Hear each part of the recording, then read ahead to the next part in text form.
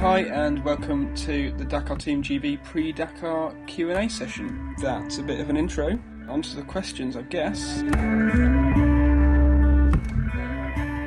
A lot of people don't realise that the Dakar Rally is a navigation rally, and that not only are you riding through some of the toughest terrain in the world, but you're also reading a road book off the dash of your bike whilst doing 60 kilometres an hour on a dirt bike across dunes. How do you prepare for that, for the navigation aspect of the rally? Essentially, the way you do it is just go out there and compete using roadbooks. So, I mean, my first experience of roadbooks was training in Morocco last September. You were working on a roadbook that was perhaps a few years out of date. So that made it slightly trickier than it perhaps would be in a race.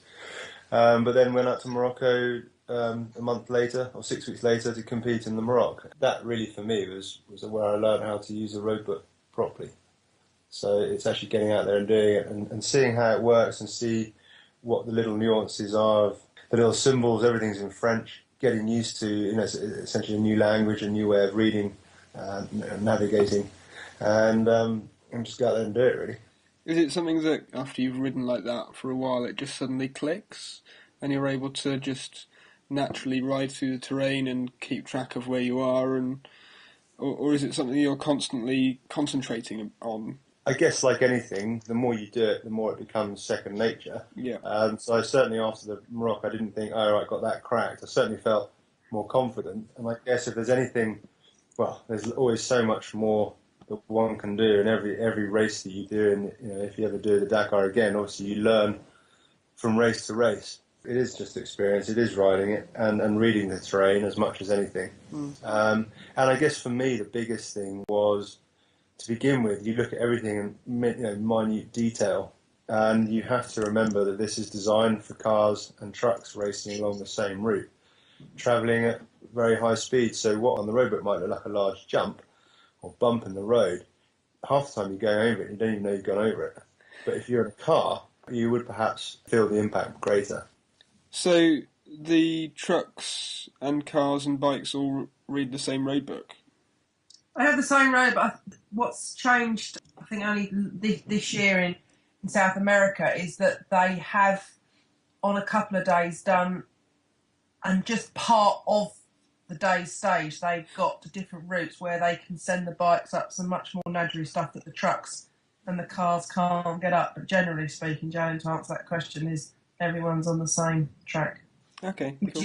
Which is what makes it hairier, as Stan was saying, for the guys that are possibly finding it hard and aren't as quick. The cars and the trucks are catching them up very quickly in the day, and then that sets your speed even lower. But having said that, in fact, so it just reminded me, it was sometimes I think when you're, I'm not expecting to be at the front of the pack, but as a result of being at the back, you got the potentially benefit and the confusion of having lots of tracks in front of you. So sometimes it is a case of, if you're slightly in doubt, but you see, I guess, a load of tracks go in a particular direction, then that might give you the confidence to, okay, that's probably the way to go. And the same token, if you see a load of cars come past you and they all go the same way, then you hazard a guess, that's the right direction. Okay. I would be very wary of that concept, though, of following tracks, because, trust me, probably 95% of the field get lost. Yeah. And they all follow each other. So we have noticed that. I mean, the first couple of cars, like the Petter Hansels that go through, are pretty on it. But the next cars behind those are going crisscrossing all over the place. Yeah. Well, you'll find even the front runners, like at the Morocco, which is basically an FIA setup for cars, they'll head off and then they'll have done about 2 Ks and they realise they'll have gone off and they'll just cross-country it. Yeah. Back onto the line, which, they've got the clearance. As soon as the trucks have got the clearance to do that, while a bike will be bouncing off this, that and the other. So personally, no matter what I'm doing, I do not follow anything apart from my own mindset, be it right or wrong. So when I'm navigating, I just ride my own thing, but fair play to the front runners, because they're tanking on and having to actually clear the route for somebody every day,